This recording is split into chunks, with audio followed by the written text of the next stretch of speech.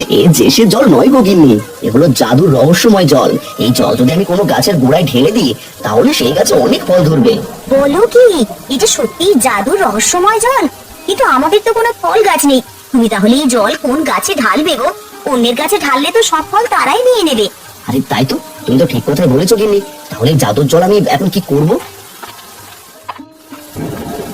মা, বাবা, কি হয়েছে? তোমরা কি নিয়ে এত কথা বলছো? দেখ টুম্পা দেখ, তোর বাবা একটু জাদুর রহস্যময় জল এনেছে। এই জল কোনো গাছের গোড়ায় ঢাললে নাকি সেই গাছে অনেক ফল হয়, কিন্তু আমাদের তো কোনো ফল গাছ নেই। তাতে কি হয়েছে মা? আমাদের তো সবজি গাছ রয়েছে। বাবা, তুমি ওই জাদুর রহস্যময় জল আমাদের লাউ গাছে ঢেলে দাও, তাহলে দেখবে অনেক লাউ ধরবে। আরে তাই তো টুম্পা মা, তুই তো ঠিক কথাই বলেছিস। গিন্নি, আমি এখনই আমাদের লাউ গাছের গোড়ায় জাদুর রহস্যময় জলটুকু ঢেলে দিই। হ্যাঁ গো, যাও তুমি ঢেলে দিয়ে এসো।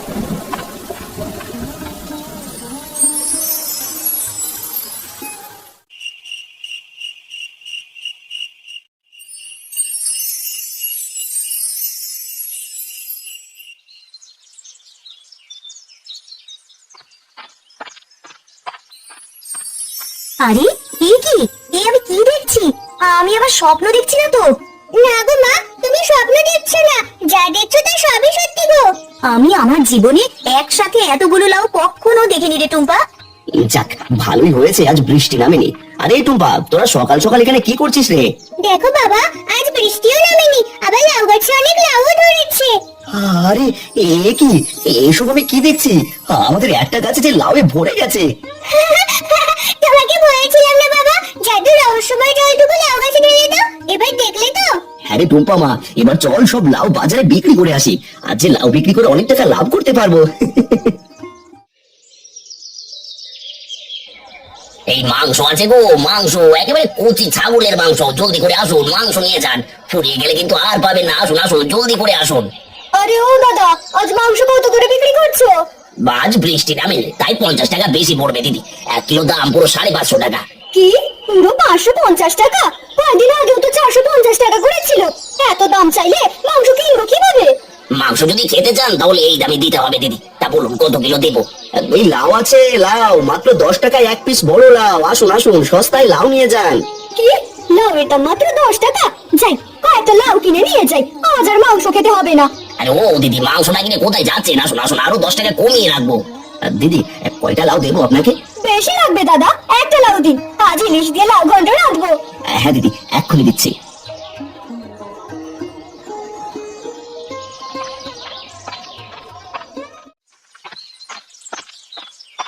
আরে বাহ, এই বাড়িতে দেখছি কত লাউ ধরেছে। ইস, আমার যে খুব লাউ খেতে ইচ্ছে করছে। আপনি কে বুড়িমা? আমাদের লাউ গাছ তলায় দাঁড়িয়ে আছেন কেন? একটা গাছে এতগুলো লাউ দেখে আমারও লাউ খেতে ইচ্ছে করছে মা, কিন্তু আমার কাছে লাউ কেনার টাকা নেই। তুমি কি আমাকে একটা লাউ দেবে? কেন দেব না বুড়িমা, অবশ্যই দেব। যান, আপনার যে লাউটা পছন্দ সেইটাই নিয়ে যান, এর জন্য কোনো টাকা দিতে হবে না। দাঁড়াও মা, একটা লাউয়ের বিনিময়ে আমিও তোমাকে আমার এই লাঠিটা দিচ্ছি। আরে আরে, এ কি করছেন বুড়িমা? আপনার লাঠি দিয়ে আমি কি করব? এটাই লাউ বাগানের কাছেই রেখে দিলাম। দেখো, এই লাঠি বিপদে আপদে তোমাদের কাজে লাগবে।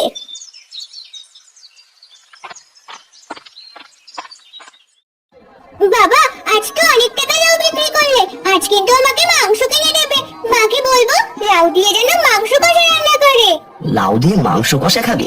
ঠিক আছে টুম্পা, তুই তাহলে মাংস কিনে বাড়ি নিয়ে যা, আমি বাকি লাউগুলো বিক্রি করে নিয়ে আসছি। ঠিক আছে বাবা, আমি মাংস কিনতে যাচ্ছি। গতকাল একটা লাউ নিয়ে গেছিলাম, খেয়ে খুব মজা পেয়েছি, তাই আজও একটা কিনতে এলাম। দাঁড়ান করো, আপনাকে আরেকটা লাউ দিচ্ছি। হ্যাঁ বাবা, একটু কচি দেখে আমাকে একটা লাউ দাও, আজ লাউয়ের ঘন্ট রান্না করতে বলবো।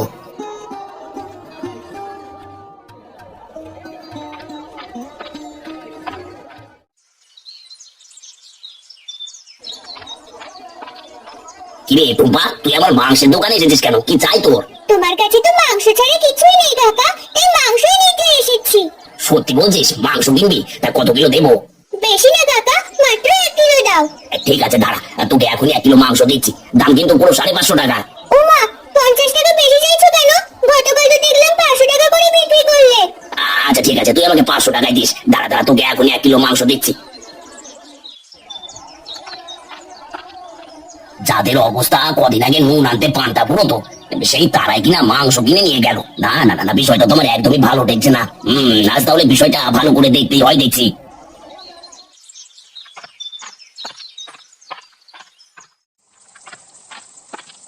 ওমা, তোমার মাংস কষা রান্না হয়েছে?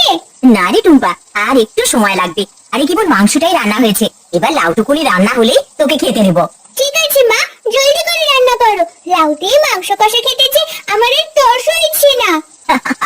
আরে আর একটু ধৈর্য ধর টুম্পা, জানিস না ধৈর্যের ফল যে মিষ্টি হয় মা।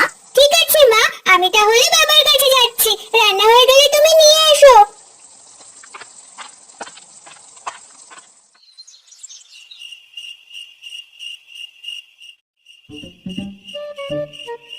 শোন জগাই, তোর একটাই কাজ, যে করি হোক টুম্পাদের লাউ গাছে সব লাউ চুরি করে নিয়ে যাবি। ঠিক আছে কানাইদা, ওই তো লাউ গাছ দেখতে পাচ্ছি, চল সব লাউ চুরি করে পালাই। আরে আস্তে আস্তে কথা বল অত ছাড়া, নয়তো ওরা টের পেয়ে যাবে, তখন কিন্তু ওরা আমাদের আস্ত রাখবে না। ঠিক আছে কানাইদা, আরে ওই দেখো কানাইদা, ওদের গাছগুলো যে লাউয়ে ভরে গেছে। হ্যাঁ রে, সবগুলো লাউ চুরি করে বিক্রি করতে পারলে আমাকে আর মাংস বিক্রি করতে হবে না। এই এক সুযোগেই আমি ধনী হয়ে যাব। হ্যাঁ কানাইদা, এতগুলো লাউ যেন লাখ টাকায় বিক্রি করতে পারবো। হয়েছে হয়েছে, এবার জলদি করে চল জগাই, শুভ কাজে দেরি করতে নেই।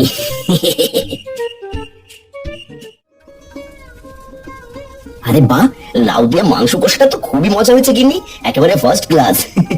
হ্যাঁ গো, অনেকদিন পর দুটো ভালো মন্দ খাচ্ছ তো, তাই এত ভালো লাগছে। না গো মা, বাবা ঠিক কথাই বলেছে, মাংস কষাটা আসলেই খুব মজার হয়েছে গো। আসলে অনেকদিন পর ভালো মন্দ খেলি বলে এত স্বাদ লাগছে। খা মা, তুই পেট ভরে খা। জানো গিন্নি, আজ পুরো 2000 টাকা লাউ বিক্রি করেছে।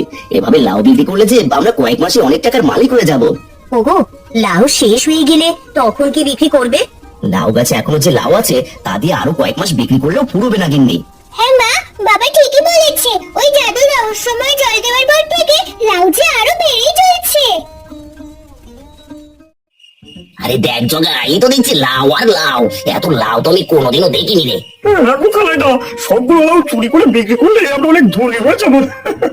হ্যাঁ রে, এবার জলদি করে এই লাউগুলো ছিঁড়ে নিয়ে আয়, ওরা কেউ দেখার আগে সব লাউ নিয়ে আমাদের লাপাতা হতে হবে। তুমি দাঁড়াও, আমি লাউ ছিঁড়ে নিয়ে আসছি। ওরে বাবা গো, ওরে মা গো, মরে গেলাম গো। আরে কি এসব কি হচ্ছে?